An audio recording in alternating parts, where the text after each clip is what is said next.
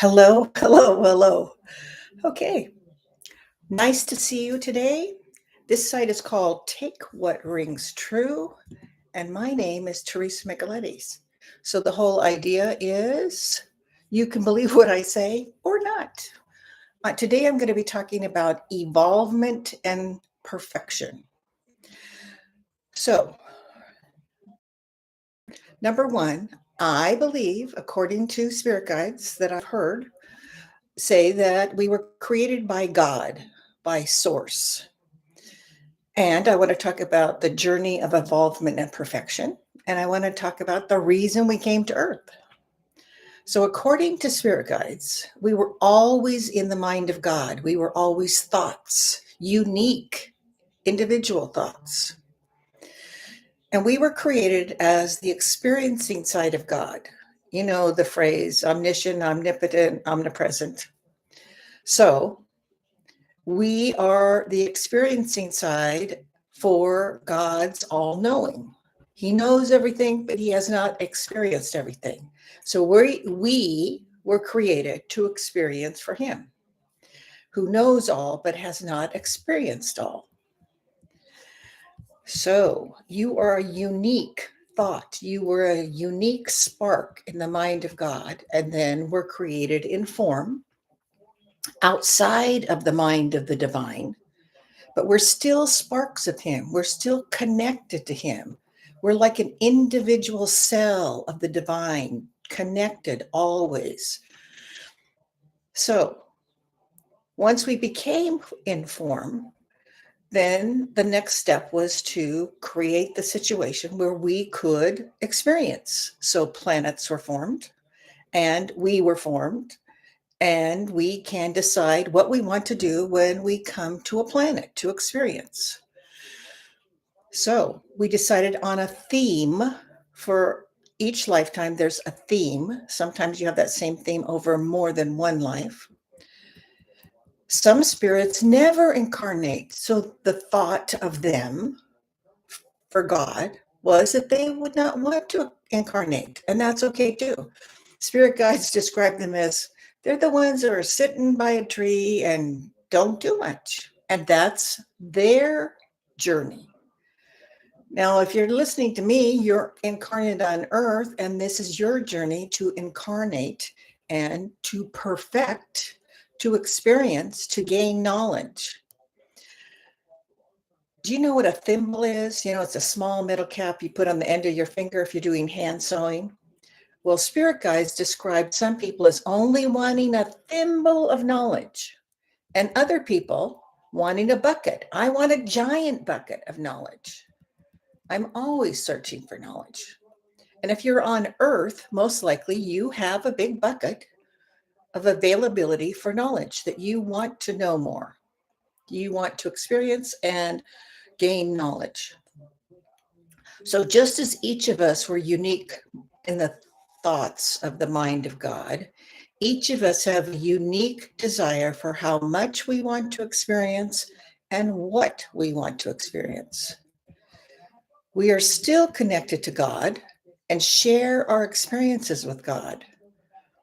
So our journey of experiences began, and you chose a theme like tolerance or responsibility or humanitarian or whatever. Then you choose experiences to perfect that theme. So you plan with a group of others. There's a place on the other side called the Hall of Charts, and you spend years in our time planning lifetimes. What are the big experiences you want in that life, in this life? You may already know some of them. So you plan with a group of people, like who's going to be your mother, who's going to be your father, who's going to be your sibling, who's going to be your big boss. And you can play out experiences on a planning screen, like a television. So you might react to experiences, and it shows you how you might react to experiences that you plan. And you might make adjustments so that you get to experience in a way that you hope to gain knowledge. So you have a filter of your theme. And you may choose one life to perfect that theme, or 3 or 5, or whatever you need, because God allows you to choose whatever you wish to experience for Him. You actually have 2 themes for each life, a main theme and a secondary theme. My main theme is responsibility, and my secondary theme is humanitarian. So I need to be careful not to be responsible for everyone and everything. And as a humanitarian, I know I cannot take care of everyone. Sometimes it's like, let somebody else do the leadership role. Let somebody else do that piece. And also, if I try to do everything for everyone, I get burned out. So many people can choose the same experience on their journey, yet how each person reacts in life is different. So that adds to God's knowledge. God learns from the way you do things, how you arrange your room or decorate your house. You can have 2 identical homes, and your house is going to be different than your neighbor's identical home. You're going to have different paint colors. You're going to have different arrangements of furniture, different uses for the rooms. So that's sort of a metaphor for God's experiences, because people can have the same thing written in their chart.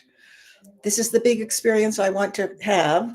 And then it just varies person to person. God learns from all living things. For an example, a daisy grows at a different angle than the other daisies. One daisy has petals that are a bit different than other daisies. God allows us to repeat an experience until we understand the lesson. Now, a couple of times ago, I was talking about expectations and how I did not get that me expecting my sister's caretakers to be mean, to react rudely. Well, I thought that's what was going to happen, so that's what happens, because we program for our lifetime. We expect people to treat us in a mean way, then they'll treat us in a mean way. That's our expectation. So, most of our lessons in life are overcoming some kind of adversity. You were brave to come to Earth. Not everyone is allowed to come, because this planet is difficult. It's the most difficult of all planets right now, because we face so much negativity. Spirits petition to come to Earth. We gain the most knowledge here of any planet, because we learn more in one Earth lifetime than many lifetimes on a different planet. Now, there are 7 levels of perfection we may choose to work toward, and I'll talk about those 7 levels next week. But God has been described as an equal opportunity employer. He allows us our own space, our own time, and loves us unconditionally. So if we don't get it, like I didn't get the expectation aspect of life, then He gave me many, many, many, many chances to learn that, because I am a slow learner at times. So I believe, number 1, we come into life to experience, because that's why we were created. We could experience on the other side, but you don't gain as much knowledge as if you face adversity. So it could take you centuries or eons to learn something that you could learn in one lifetime on Earth, or one lifetime on another planet. And this planet, we call Earth, which is also called Noir, which is dark, right? So it's a place to learn, because we face adversity. Now, God loves all of us, no matter what. He loves the people who have spirits and people who have faced away from Him, who have negated His energy, negated His light.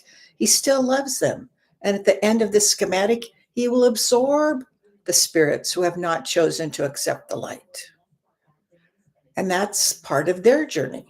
And maybe when they are coming into form again, they will accept the light or not. So, number 1, We were created by God to experience. Number two, we are here to be on a journey. And this is like Sylvia, my friend Sylvia Brown would say, this is a bad camping trip. You just got to laugh and go on with it. And remember, spirit guide named Rahim would say, you are a phantasm. This is not reality. This is a play. And it's only a snap of your fingers in time of the time you have been alive or a time you have been in form out of God's mind. We have been alive for millennium. So many lifetimes, so many journeys that we've taken that we don't remember because the veil came up and hid us from those parts of our journey, the other lifetimes, the other planets that we may have been on. Just experiencing the other side. We don't remember what we do on the other side. We all have roles on the other side. You may be a landscaper. You may be someone who takes care of animals. You may be someone who helps people in what we call the towers, which is a retreat center. Maybe you help people who've had a difficult time in life and need some time adjusting. There's so many ways to learn on the other side, but not as quickly as we can gain knowledge and learn when we come into life. So we sign up to come into life. It takes time to plan our journeys, but we do it, and we do it because we love God. Now, that may be difficult for some people listening to this to understand, but take what rings true for you now and let the rest go. I don't want you to believe everything I say. I've had different experiences and different journeys than you. So you have different truths than I do. And that's okay. God loves us all, no matter what part of the truth we have. Spirit guides told us that if you think of God as a gigantic painting, and that spirit guide, Francine, knew only one tiny speck of all of God's knowledge. Well, if we only know a little speck here and a little speck here and a little speck here, then we don't have the whole answer. We do know some universal truths, that God created us, but not everyone believes that, and that's okay. It's a truth I believe, but you may not believe that, and that's okay. So, number one, we were created by God or source. Number two, we're on a journey of evolvement or perfection. And we're trying to gain levels of perfection on the other side. We want to go to the level that we feel comfortable with, that we want to strive for. And the reason we came to Earth is to experience so that we can gain levels of involvement, get levels of perfection.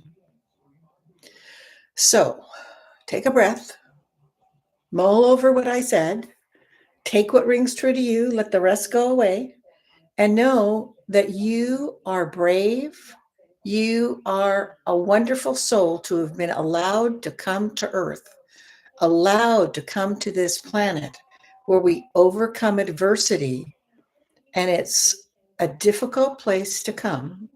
But as my friend Sylvia would say, just think of it as a bad camping trip, and you got to laugh and not take yourself so seriously. As my friend and spirit guide Rahim would say, you're just a phantasm. You're not even really here. Your real life is on the other side. And we're here in this little bubble of experience, like a play that we stepped into to gain some knowledge. And know that it is only a snap of your fingers in real time, in heavenly time. It's just a little blink of the eye. May not seem to us now, but when we get on the other side, it will. So thank you for listening to me. Thank you for watching. And I will see you next week when I talk about the 7 levels of the soul and explain why we're perfecting. what we want to accomplish in those 7 levels of the soul. Bye. Thank you. Hope to see you next week.